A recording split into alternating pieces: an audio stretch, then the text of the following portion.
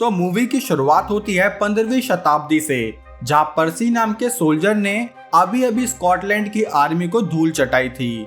उन सबको धूल चटाकर वो इंग्लैंड के राजा के पास पहुंचा, जहां कैंडल नाइट डिनर के बीच ही उसने राजा से अपनी वेल्स में रह रही फैमिली के लिए थोड़े पैसे और प्रॉपर्टी मांगी, लेकिन राजा ने उसे ये सब देने से ऐसे मना कर दिया जैसे पर्सी ने उससे चैनल सब्सक्राइब करने के लिए बोल दिया हो।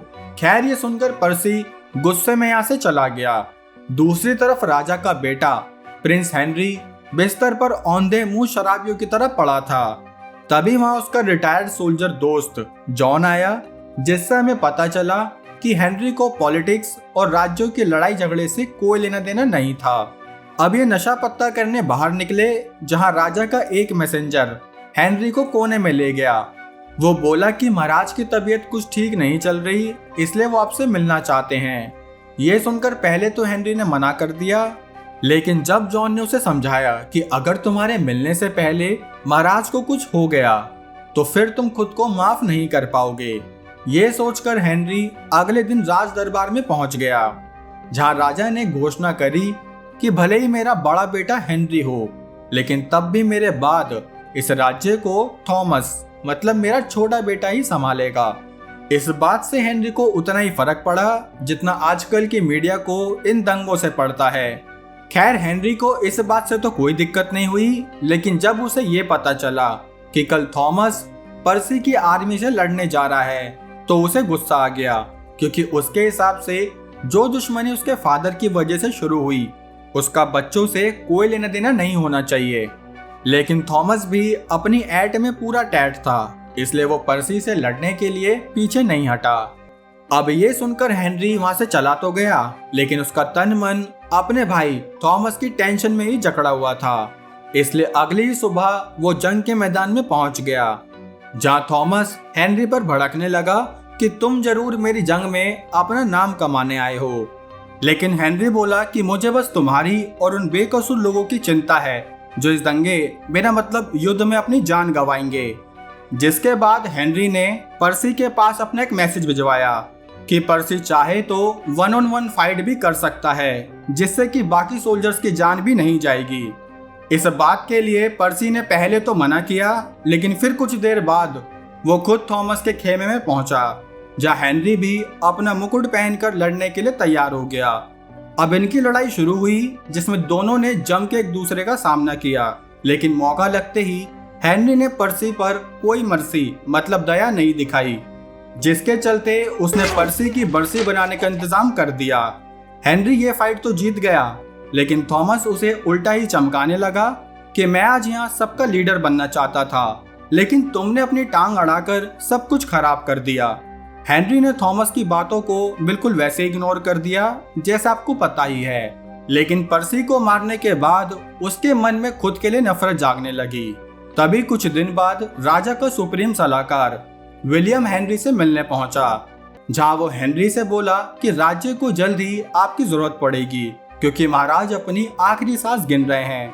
ये सुनकर हेनरी बोला कि राज्य को मेरी क्यों, थॉमस की जरूरत पड़नी चाहिए।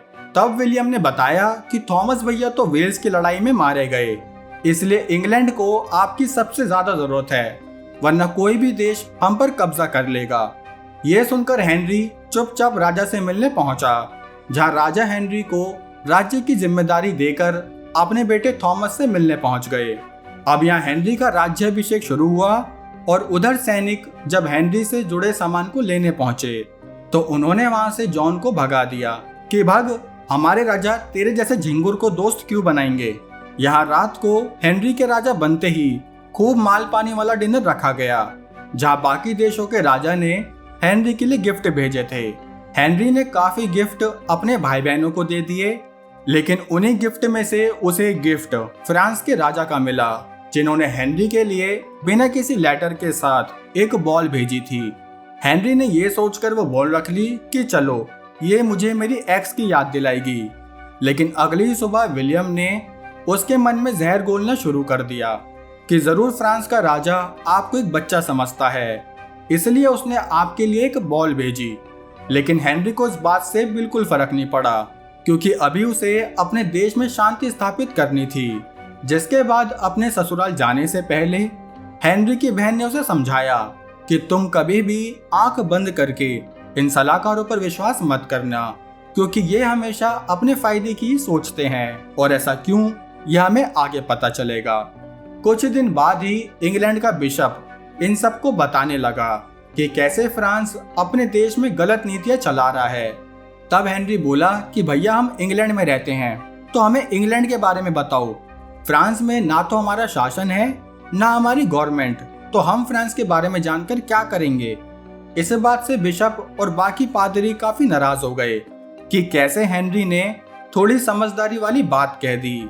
यहाँ जॉन की जिंदगी से हेनरी नाम की चिड़िया गायब होते ही उसकी जिंदगी एकदम बंजर बन गई, क्योंकि हेनरी के ना होने की वजह से अब उसका खर्चा पानी बिल्कुल बंद हो चुका था, जिसके चलते शहर वाले भी जॉन को चमकाने लगे कि इस लप्पू जैसे आदमी को कोई राजा अपने मुंह क्यों ही लगाएगा।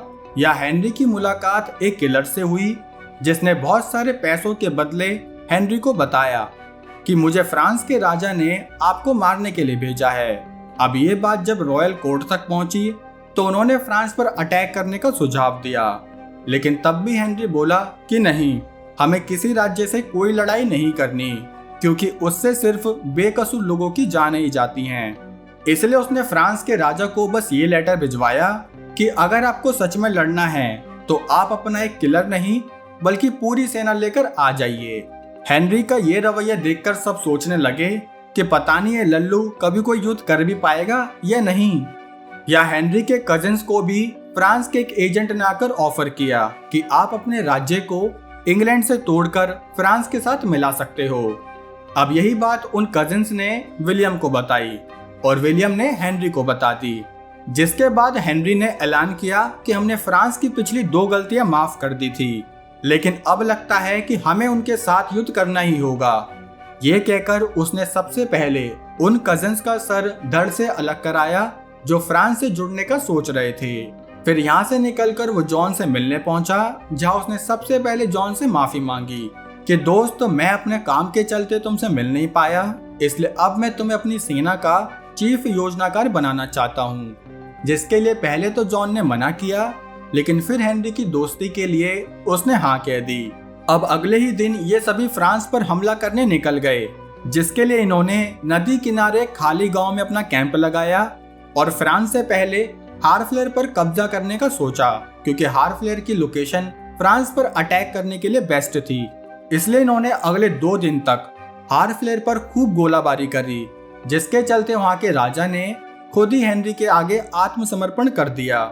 उसने हेनरी से ये भी रिक्वेस्ट करी कि प्लीज हार्फ्लेर के बच्चे और औरतों को बंदी ना बनाया जाए, जिसके लिए हेनरी ने हाँ कह दी।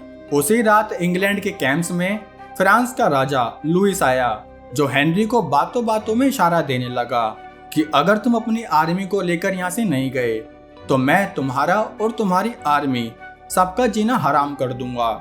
ये सुनकर हेनरी ने उसे तो कोई जवाब नहीं दिया, लेकिन वो जॉन से बोला कि हमारे सोल्जर्स को लेकर फ्रांस की तरफ आगे बढ़ो।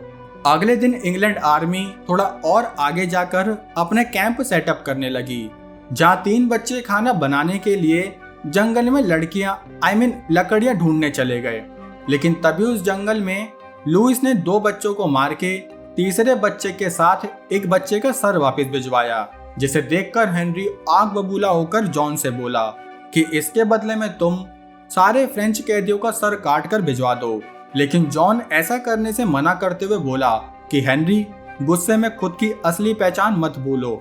यहाँ हेनरी का एक सैनिक थोड़ा माहौल देखने आगे पहुंचा, जहां उसे पता चला कि लुइस तो इंग्लैंड से डबल सैनिक लेकर इनका इंतजार कर रहा है। ये देखकर सारे रॉयल कोर्ट वाले हेनरी को समझाने लगे कि हमें वापस इंग्लैंड चलना चाहिए। तब हेनरी बोला कि बस अब फ्रांस की इतनी बड़ी आर्मी देखकर हवा निकल गई। इतने में जॉन बोला कि मेरे पास एक प्लान है। बताओ बताओ। देखो, फ्रांस और हमारी आर्मी के बीच एक काफी गहरी जगह है, जहां आज रात बारिश होने से पानी और कीचड़ का संगम हो जाएगा, जिसके चलते उस कीचड़ में फ्रांस के घोड़े और उनके सैनिक हैवी कवच के चलते ठीक से खड़े भी नहीं हो पाएंगे, और तभी हमारे तीरंदाज फ्रांस की आर्मी की गोटी गायब कर देंगे। इसलिए अब हमें कैसे भी करके फ्रेंच आर्मी को उस कीचड़ में लाना होगा। ये प्लान सुनकर रॉयल कोर्ट के लोग हंसने लगे कि छोटी बच्ची हो क्या, लेकिन हेनरी ने जॉन पर पूरा विश्वास दिखाते हुए उसके प्लान को अप्रूव कर दिया।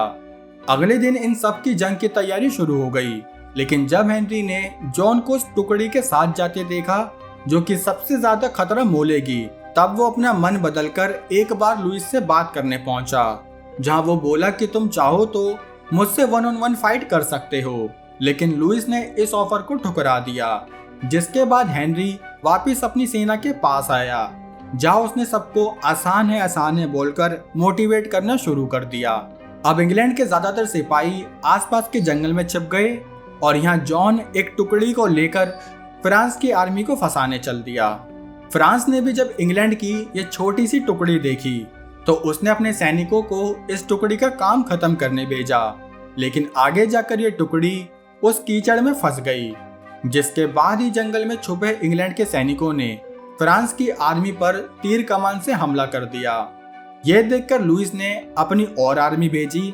तभी हेनरी की बची हुई सेना ने भी जंगल से निकलकर फ्रांस की सेना पर हमला बोल दिया। इंग्लैंड की आर्मी के पास कोई कवच या घोड़े ना होने की वजह से उन्होंने कीचड़ में ही फ्रांस की सेना को कीचड़ चटानी शुरू कर दी। इतने में लुइस समझ गया कि अब वो हारने वाला है, इसलिए उसने हेनरी को 1-on-1 फाइट का चैलेंज दिया। लेकिन जैसे ही वो इतने भारी कवच के साथ कीचड़ में उतरा तो उसका वहीं डिस्को डांस शुरू हो गया। ये देखकर हेनरी ने कुछ इशारा किया और इशारा मिलते ही सैनिकों ने लुइस को वहीं ढेर कर दिया। अब कायदे से इतनी बड़ी जीत के बाद हेनरी को खुश होना चाहिए था, लेकिन वो उस लड़ाई से टूट गया, क्योंकि इस लड़ाई में उसने अपना सबसे अच्छा दोस्त जॉन को खो दिया था। जस्ट लाइक दंगे। अगले दिन फ्रांस के राजा ने हेनरी के आगे सरेंडर करते हुए एक प्रस्ताव रखा कि प्लीज आप मेरी बेटी कैथरीन से शादी कर लीजिए, ताकि भविष्य में हमारे और आपके राज्य के बीच कोई लड़ाई झगड़ा ना हो। कैथरीन को देखते ही हेनरी ने शादी के लिए हाँ कह दी। अब ये सभी वापस इंग्लैंड पहुंचे, जहां सब लोग अपने जंग जीत कर आए राजा और उनकी नई रानी को देखने का इंतजार कर रहे थे। लेकिन उससे पहले हेनरी कैथरीन से अकेले में मिलने पहुंचा, जहां कैथरीन बोली कि अगर आपको मुझे एक बीवी की तरह अपनाना है तो आपको मेरी इज्जत कमानी होगी। साथ ही उसने हेनरी से ये भी पूछा कि क्यों आपने फ्रांस पर हमला किया। तब हेनरी बोला कि मैं कब तक तुम्हारे पिताजी की गलतियों को माफ करता। उन्होंने मेरे लिए बॉल भेजी, एक किलर भेजा, यहाँ तक कि उन्होंने मेरे राज्य को अपने में मिलाने की कोशिश भी करी। तब कैथरीन बोली कि मेरे पिताजी ने तो ऐसा कुछ भी नहीं किया, उल्टा वो तो आपसे दोस्ती ही करना चाहते थे और जंग का प्रस्ताव भी आपकी तरफ से ही आया था। तब हेनरी को अपनी बहन की वो बात याद आई कि हेनरी को कोर्ट रूम की बातों पर आंख बंद करके विश्वास नहीं करना था, इसलिए वो जल्दी से विलियम से मिलने पहुंचा, जहां वो विलियम से उस किलर के बारे में पूछने लगा जो फ्रांस से हेनरी को मारने आया था। विलियम जिसने शुरू से अब तक सिर्फ झूठ ही कहा था, अब वो खुद के इस झूठ में फंसने लगा। तब हेनरी ने उससे पूछा कि फ्रांस की जीत पर तुम्हें कितनी जमीन का फायदा हुआ है। ये सुनकर विलियम ने अपनी सारी सच्चाई बता दी कि हाँ, मैंने शांति के लिए फ्रांस से ये जंग कराई। देख रहे हो, शांति के लिए जंग कराई। ये वही बात हुई कि जैसे ओपनहाइमर ने युद्ध को जल्दी खत्म करने के लिए एटॉमिक बॉम्ब बनाया। खैर, असल में इस मामले में विलियम का स्वार्थ निकला, क्योंकि अब फ्रांस जीतने के बाद उसके हाथ फ्रांस की लाखों एकड़ जमीन आ चुकी थी। लेकिन तब भी उसने अपना सर झुकाकर हेनरी से माफी मांगी और तभी हेनरी ने विलियम को अपने चाकू से माफी दे भी दी, जिसके बाद उसने कैथरीन के पास पहुंचकर उससे एक प्रॉमिस मांगा कि चाहे कुछ भी हो जाए तुम हमेशा मुझसे सच ही बोलोगी। तब कैथरीन बोली कि मुझे आपसे सच बोलने में कोई दिक्कत नहीं होगी, लेकिन उसके लिए आपको वीडियो को लाइक और चैनल को सब्सक्राइब करना पड़ेगा। अब मेरे नहीं तो कैथरीन के कहने से तो कर दो। तो चलो आज की मजदूरी यहीं खत्म करते हुए ये रहा आज का शाउट आउट। अब कहानी कैसी लगी लाइक कमेंट करके जरूर बताना।